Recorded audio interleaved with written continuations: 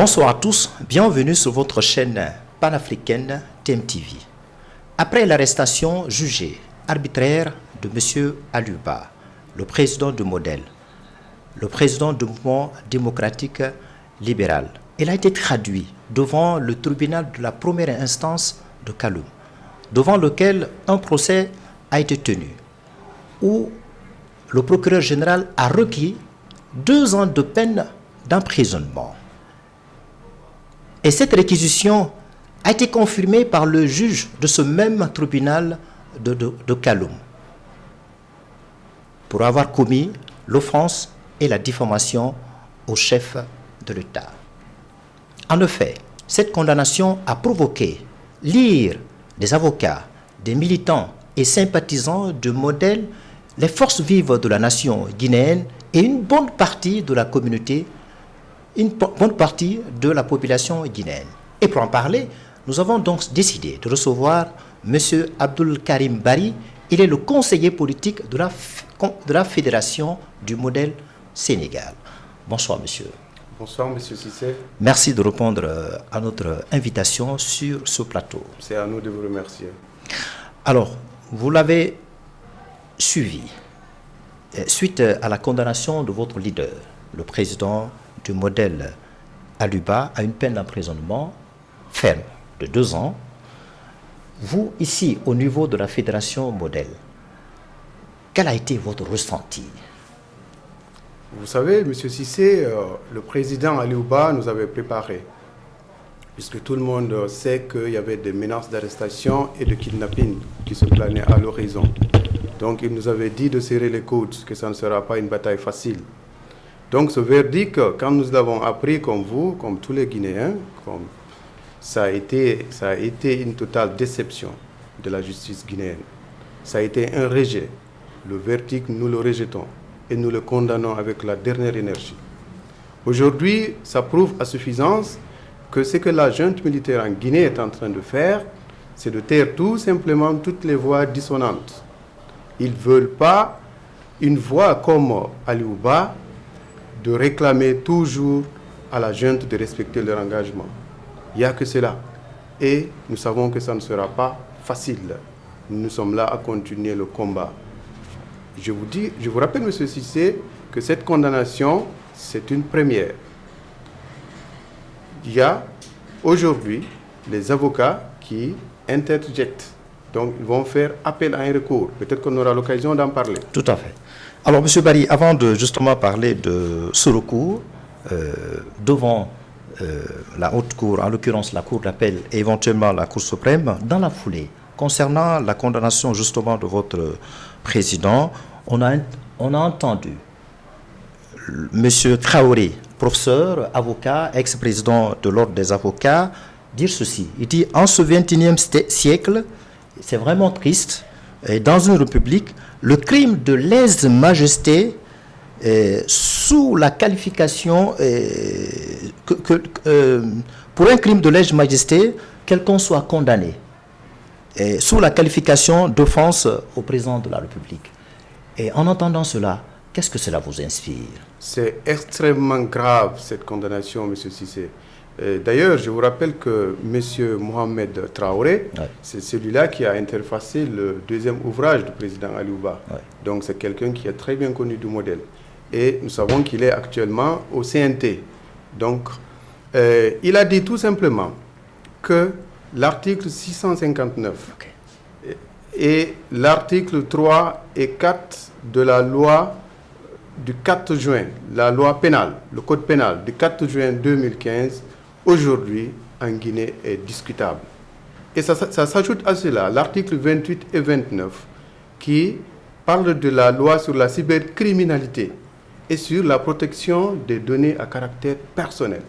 Aujourd'hui, beaucoup de juristes dans le pays et à travers le monde disent que cette loi n'est pas encadrée.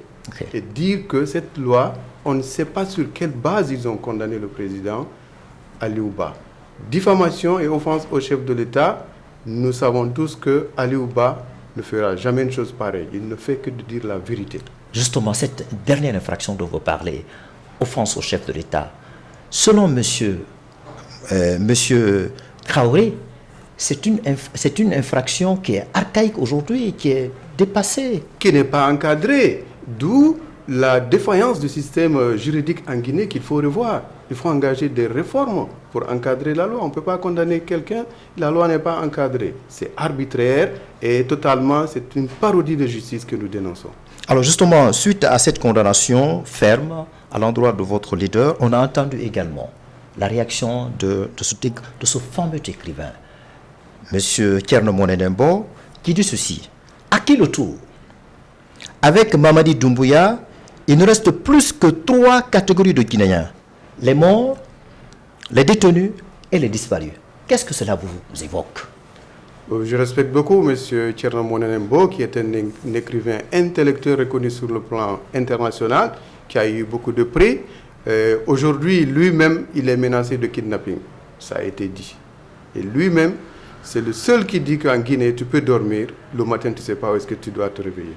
Donc, ça veut dire que la volonté ferme de la junte militaire au pouvoir, actuellement, c'est d'écraser tous les adversaires, c'est d'arrêter tous les gens qui disent non et de baliser la voie purement au président Mamadi Doumbouya de pouvoir se présenter aux élections présidentielles.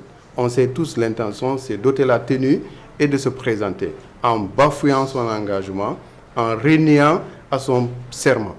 Alors, d'écraser tous les leaders. Alors, on voit, évidemment, c'est le seul leader politique très bouillant sur la scène politique guinéenne qui vient d'être condamné et jugé à une peine d'emprisonnement. Alors, pour le cas particulier de Aluba, est-ce que peut-on dire que ce monsieur aurait eu la chance, contrairement aux 2 activistes qui ont été arrêtés et emprisonnés, dont on ne connaît pas le lieu de détention? Par contre, celui de Aluba, on connaît où il est détenu. Est-ce que ce n'est pas une chance? Oui, ça peut être interprété pour les uns comme une chance, oui. Mais connaissant Aluba, avec sa stratégie, il avait déjà communiqué et préparé quand on a entendu parler de kidnapping. Donc, il ne se déplaçait pas seul à Conakry. Tout ce qu'il faisait, il y avait son chef de protocole, il y avait son chauffeur, il y avait quelqu'un d'autre. Donc, ce qui a fait que, quand il a été arrêté à la frontière, il n'y avait aucun moyen de le faire disparaître. Donc, ils ont fait le forcing et l'amené jusqu'au niveau du haut commandement de la gendarmerie. Et aussitôt, les avocats ont été informés, puisque le pool d'avocats était déjà constitué à l'avance. Donc, la gendarmerie même était étonnée de voir l'arrivée de ces imminents avocats que nous saluons de passage pour demander où se trouve Aluba et il a arrêté pourquoi. Alors, est-ce que M. Aluba n'aura pas été utilisé par le CNRD pour montrer à l'opinion nationale et internationale qu'il y a une justice respectueuse du droit de l'homme, j'allais dire, et sous la direction de CNRD? Parce que montrer également que c'est un régime qui n'est pas liberticide, qui accepte la liberté d'opinion, la liberté d'expression. Est-ce que on n'est pas en train de manipuler le cas de Aluba pour montrer justement, encore une fois, que effectivement la justice existe en Guinée? Ça dépasse même l'idée de manipulation, M. Cissé. Moi, je veux dire une chose. Quand j'ai suivi ce procès, le premier jour, il fallait voir comment la sécurité était réduite. Il fallait voir comment ils ont accepté les gens d'accéder à la salle sous prétexte de montrer effectivement aux yeux de la communauté nationale et internationale qu'ici, il y aura une justice, on lui donne certains droits de liberté de se mouvoir et même d'avoir de la visite. Donc, nous l'avons constaté. Mais n'oubliez pas qu'en pleine nuit, il a reçu 6 gardes qui étaient fortement armés et cagoulés, qui sont venus fouiller, pelle et mêle sa pièce, en enlevant même sa bague. Donc ça, il croit que nous n'allons pas dénoncer ça. Et un communiqué a été rapidement produit et dénoncé à la face du monde. Donc c'est vrai qu'ils sont en train de faire ce petit jeu, mais force est de reconnaître que le dernier jour, le jour du verdict, là, c'était totalement contraire. Les jeunes se sont mobilisés depuis 6 heures du matin, des gens qui n'ont pas mangé, qui sont venus assister. Les routes étaient barricadées. Au niveau de la mosquée sénégalaise à côté, c'était barricadé. Mais ils ont fait du forcing, ils sont passés. Alors, qu'est-ce qu'on constate? La même cargonnette qui est venue était remplie cette fois-ci d'hommes armés. Et les avocats ont compris que ce verdict-là ne sera pas favorable à M. Alouba. Alors, les avocats ont compris que ce verdict ne serait pas favorable, justement, puisqu'il a été condamné à une peine d'emprisonnement par le juge du tribunal de la première instance. Alors, quelle est la possibilité qui s'offre à vous? La prochaine bataille judiciaire, qu'allez-vous faire? Franchement dire, M. Cissé, le recours dont nous attendons, nous ne portons pas espoir à 100%, parce qu'on connaît comment aussi ça fonctionne.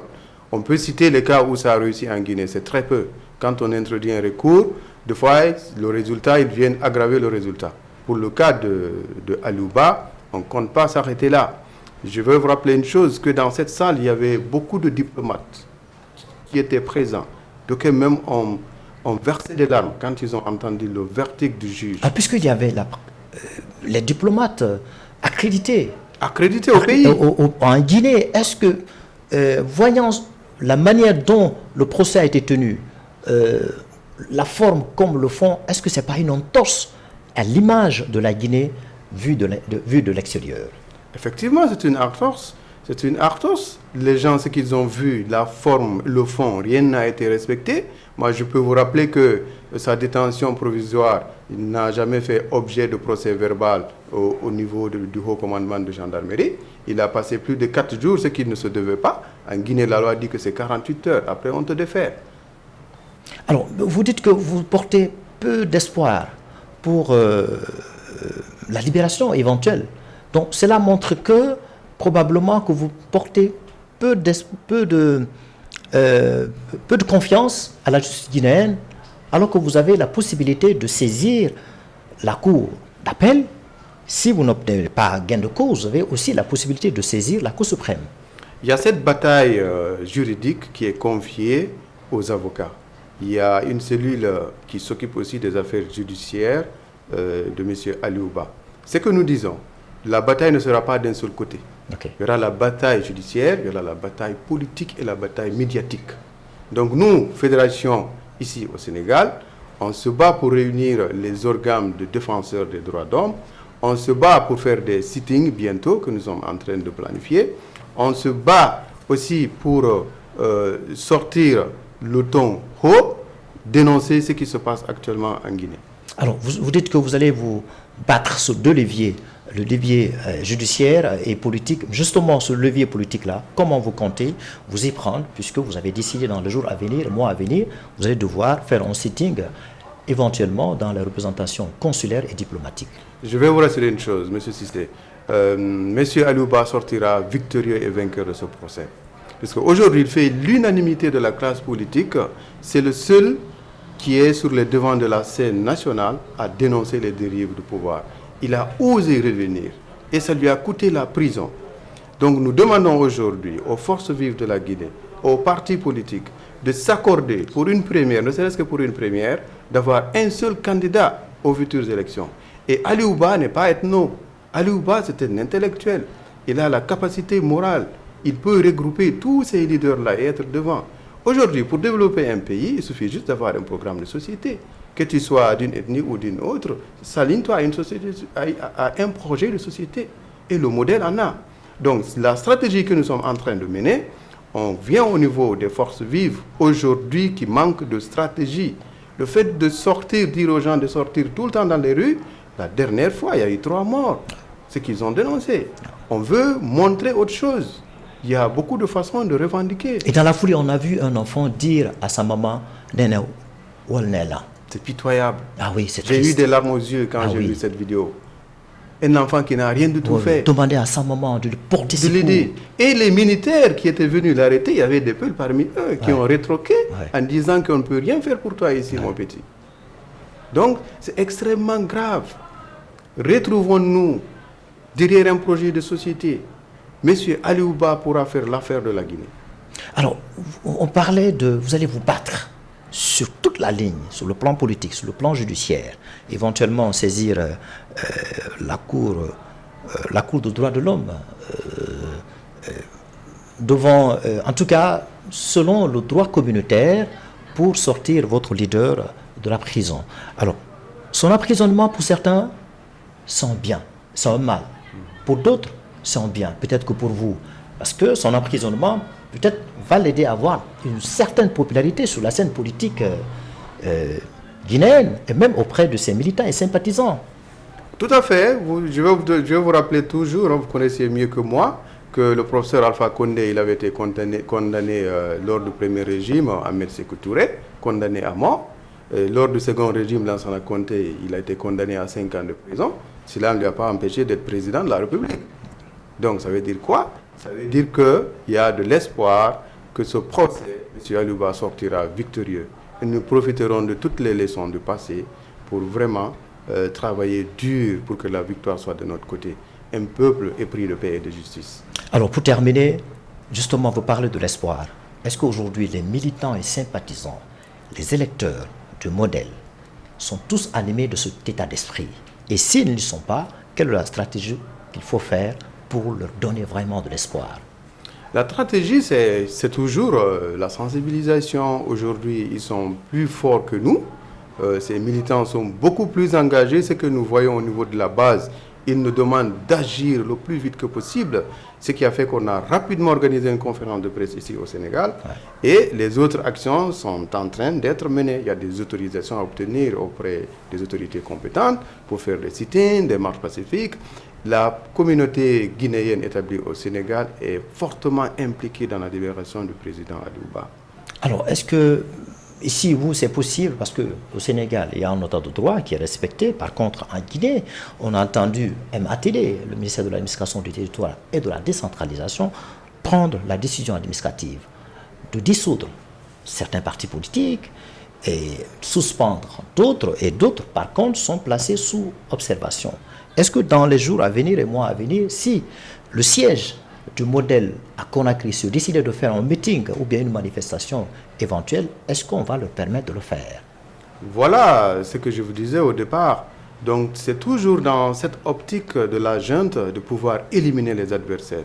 Donc aujourd'hui, M. Alouba, il a dit haut et fort lors de l'émission de RFI avec Jean Gomez que la junte qui réclame les partis politiques de rendre compte, est-ce que eux, ils ont un agrément?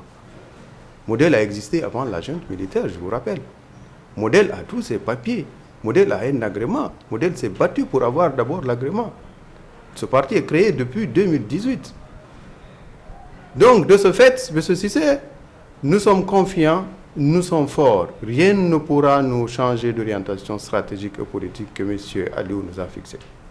Alors, c'est le dernier mot. Rien ne va nous ébranler, rien ne va nous désorienter de notre combat politique et judiciaire pour justement la libération de tous les détenus, les activistes, en l'occurrence M. Alouba, le président du Modèle, le mouvement démocratique. Permettez-moi de dire libérer Fonike Mangué, oui. Libérer Biloba, libérer Marwan, le journaliste, votre confrère, oui. Et libérer les détenus, n'oubliez pas les opérateurs économiques, il y a des détenus aussi, et libérer Alouba. Mais justement, on a entendu M. Gawal, le porte-parole du gouvernement, quand une interview lui a été accordée, au cours de laquelle il a dit que ces deux activistes ne seraient pas morts. Et ça, c'est extrêmement grave. C'est ce que M. Alouba a dit. Il dit que dans un État, si l'État dit qu'ils ne savent pas, que si l'État dit qu'ils ne connaissent pas où se trouvent ces deux activistes, ça veut dire que la sécurité des citoyens est menacée. C'est à leur rôle, c'est à leur droit de veiller à la sécurité des citoyens. Comment se fait-il qu'on peut venir avec des pick-up identifiés chez eux à domicile? Je vous dis que Fonike aussi était à l'extérieur. Mais il est revenu quand il a vu que les choses sont en train de tourner autrement. Il a pris la décision, comme Alouba, de revenir au pays et de lutter. Donc c'est en ce moment qu'il a été arrêté à domicile avec Biloba. Et il y a eu un jeune. Ils étaient avec un autre jeune qui a relayé les faits, le film de l'arrestation dans les réseaux sociaux. C'est bien les militaires, il n'y a rien à dire. C'est eux seuls qui savent où est-ce qu'ils ont mis Fonike et Biloba. Marwan, comment il a été arraché dans son véhicule? J'ai appris que c'est à travers le pare-brise qu'il a été arraché. Vous vous rendez compte en Guinée? Jusqu'à présent, on peut faire ces atrocités qui vont rester impunies. Donc, au regard de ces kidnappings dont vous parlez et l'enlèvement et arrestation extrajudiciaire, peut-on dire que tous les Guinéens sont en sursis, manifestement? Tous les Guinéens aujourd'hui, ils sont en sursis. On dort la nuit, on ne sait pas le matin où est-ce qu'on doit, où on va se réveiller, comme le dit très bien Thierno Monenembo, de passage. Donc, C'est extrêmement grave la situation actuellement au pays. Et M. Gawal, le porte-parole, aujourd'hui, je l'ai écouté. Et lui, qu'est-ce qu'il dit? Il a été clair. Il dit qu'il encourage le président de se présenter aux élections. Donc ça veut dire que ce n'est plus caché, c'est connu. Parce que la Constitution, la nouvelle Constitution le lui permet. Mais ça, c'est un parjure. C'est eux qui ont amené la charte. C'est eux qui ont convenu avec la CEDEAO que la transition allait s'arrêter le 31 décembre passé. Aujourd'hui, ils ne sont plus reconnus. Je vous dis que les conséquences de l'arrestation de M. Aliouba sont énormes sur le plan économique. Les investisseurs connaissent très bien Aliouba. Aliouba connaît le projet Simandou par cœur. Il a détaillé les défaillances de ce projet-là. Et la gente n'est pas content. On le sait très bien. Il y a se poser la question, si un président qui n'a pas été élu se permet de conduire un tel projet ambitieux. C'est extrêmement grave. Il n'est pas plus guinéen que les autres. Ce qu'on n'a pas laissé à Moussa Dadis Camara, on ne laissera pas à Doumbouya.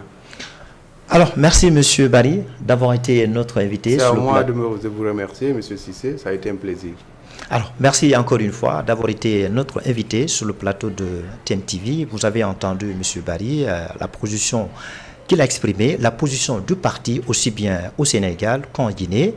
Vous l'avez très bien entendu. Donc, merci de nous avoir suivis sur votre chaîne panafricaine TMTV. Sachez très bien, vous pouvez suivre cette émission sur notre plateforme YouTube, Facebook, Instagram et voir TikTok.